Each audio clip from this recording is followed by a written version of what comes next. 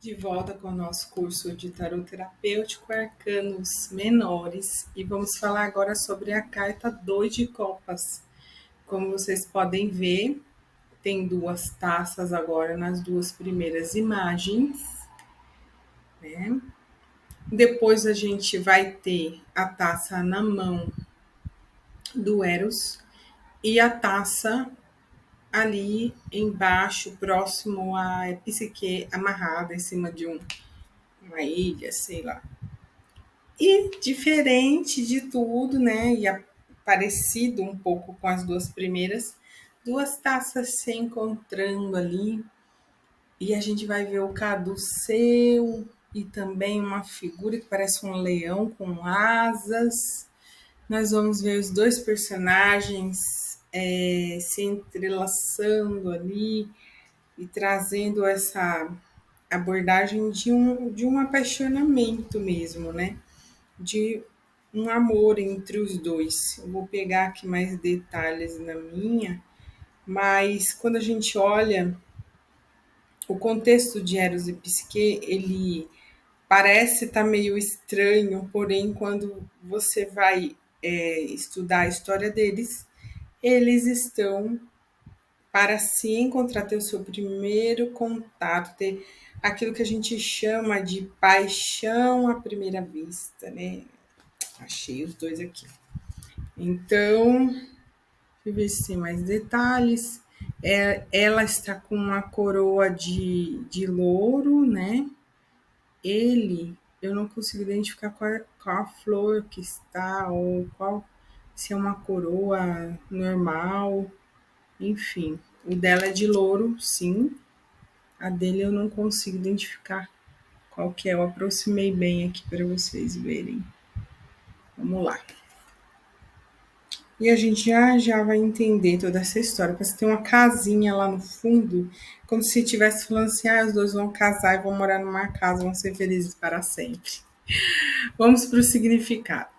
Então, essa carta 2 de copas é o símbolo da união, parceria, conexão emocional entre duas pessoas, né? Então, são duas pessoas, geralmente, né, olhando nos olhos, com igualdade e reciprocidade na relação, uma conexão profunda significativa. Não necessariamente somente para relacionamento, tá, gente? Mas pode ser para trabalho, contratos, essas coisas. É a união dos cálices ou copos, né? Às vezes eles se tocam, às vezes não.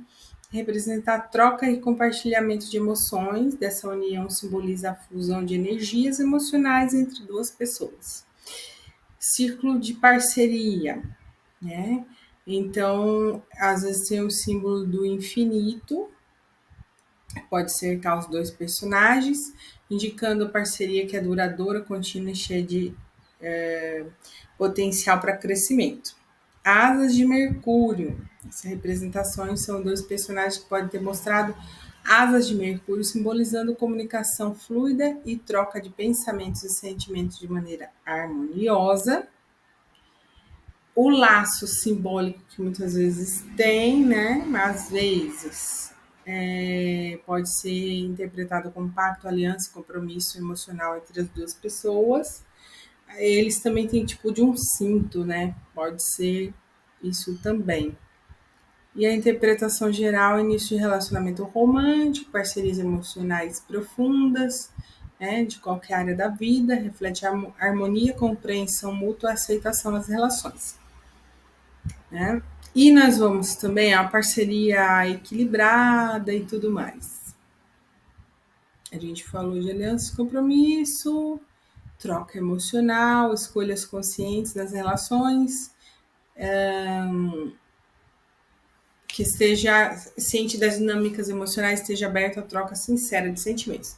Através da árvore vital e florida, emana uma base vermelha entre as duas copas, a qual se ramifica numa tríplice corrente, terminando com duas cabeças de animais, quimeras, tá? Então, às vezes, as duas cobras ali, tá? Vamos só relembrar aqui, ó. Tem as duas quimeras ali. Então, vai ramificando, formando ali o símbolo do infinito também, né? E depois termina com a cabeça das quimeras. Nós também vamos, aliás, olha, se você olhar nessas duas primeiras cartas aqui, na segunda você vai ver quimeras, a ramificação aí ela vai simbolizar as quimeras ali. Aliás, né? Porque esse outro símbolo aqui do caduceu, vamos por partes. Com bocas aspirando avidamente, significa a expansão de uma força anímica provocada pela polaridade de duas copas, tendo a origem dos desejos materiais, expandindo-se numa tríplice corrente que evoca das próprias emanações. Ou seja, o desejo sexual, o impulso, né? A quimera é um conceito que possui origem na mitologia grega.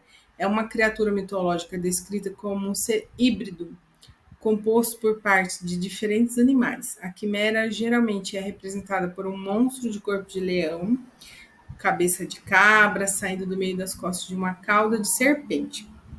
A serpente do bem e do mal se enroscam com atributos positivos e negativos do amor, enquanto o leão associado ao desejo carnal tem as asas do espírito, indicando bom equilíbrio entre o amor carnal e espiritual. Pode indicar o começo de um romance ou amor platônico. Os dois indivíduos, então, aí geralmente são retratados simbolizando a dualidade e a parceria. Esses dois personagens representam a interação entre duas pessoas, muitas vezes em um contexto romântico ou emocionalmente significativo. Certo, gente? Então, a gente já viu que o cálice está abrigando sentimentos profundos, o olhar é a sintonia, o infinito, o que é duradouro, as asas a gente já viu. Vamos lá. E também, né, a compreensão, a sintonia.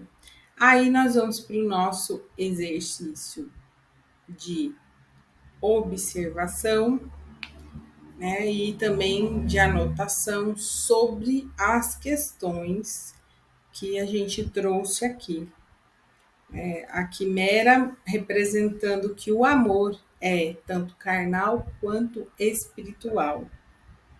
E eu gostaria até de compartilhar algo com vocês. Deixa eu pegar aqui. Eu tenho um livro que eu vou compartilhar com vocês o link depois para vocês se interessarem aí. Todas as deusas do mundo de Claudinei Pietro. E a parte que fala de Afrodite fala assim, ó.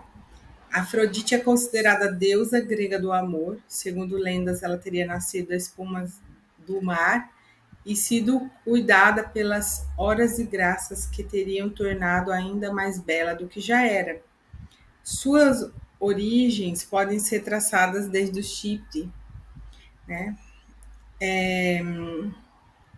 Onde um templo foi erguido ornando uma estrela, uma lua crescente e um pombo, todos símbolos usados muito tempo antes para honrar Inanna na Mesopotâmia e que foram associados a Afrodite posteriormente. Então, a gente vê lá na carta As que a gente tem uma pomba, né? E aí são símbolos dela. Aí aqui embaixo fala assim: as lendas contam no início que Gaia e Urano deram à luz vários filhos. Urano começou a aprisionar seus descendentes no Tártaro. Gaia convenceu Cronos, seu filho mais novo, forte e poderoso, a combater seu pai e derrotá-lo. Cronos destronou Urano usando uma foice confeccionada por Gaia, com o qual cortou as genitais do pai e jogou no oceano, tomando assim o poder. Ao serem atirados no mar, as genitais foram carregadas pelas ondas por um longo tempo. Em torno das genitais imortais de Urano, uma espuma branca surgiu e nela a garota se formou. A deusa modesta e bela, cujos delgados pés começaram a brotar grama, foi chamado de os deuses e homens de Afrodite. Olha só que interessante. Aí mais na frente fala assim, ó. Existem duas versões, né, do nascimento de Afrodite. Um outro mito, segundo Homero, acredita a concepção de Afrodite a deuses e Dione. É considerado um arquétipo da beleza feminina, correspondente à deusa romana Vênus. Seu nome vem da palavra grega afros, que quer dizer espuma e significa aquela que nasceu da espuma. Afrodite governa o nascimento, a vida, o amor, a morte, o tempo e o destino. Por ser considerada a deusa dos instintos e da fecundidade, os gregos acreditavam que era Afrodite quem espalhava sobre a terra a energia causadora da geração de todas as coisas. Seu poder podia dar sentido no reino humano, animal e vegetal. De acordo com os gregos, Afrodite é quem acende a chama do desejo no coração dos homens, sendo capaz de uni-los emocionalmente e sexualmente. Afrodite é a deusa do amor e do desejo sexual. Sua função como deusa do amor é inspirá-lo em suas manifestações. Né? Então, olha que legal. Então, a gente tem a Afrodite Urânia, que é a Afrodite celeste, aspecto da deusa nascida de Urano em sua face celestial, simbolizando o amor puro e ideal. E Afrodite Pandemos, que é a Afrodite mundana, aspecto da deusa que representa o amor sedutor e venal.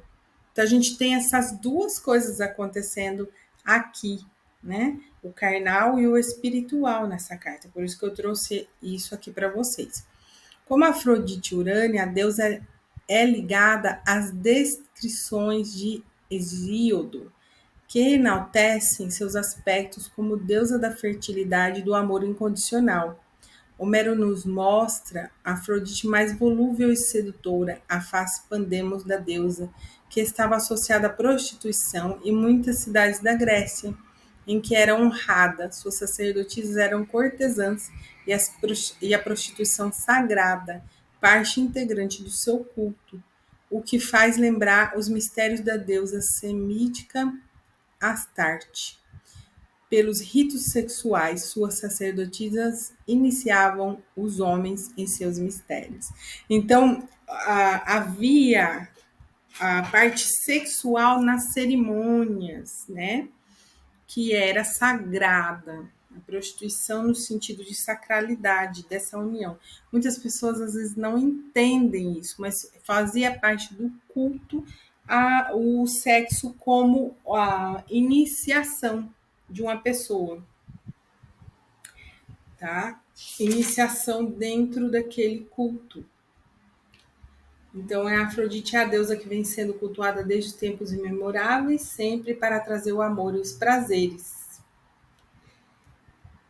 Tá? Então, assim, a simbologia dela vem a concha, a pomba, a estrela, o coração, a maçã, a pérola, a rosa, a guirlanda de flores e a meia-lua. Aí a gente tá vendo a rosa vermelha que tá aparecendo aí na primeira carta, né?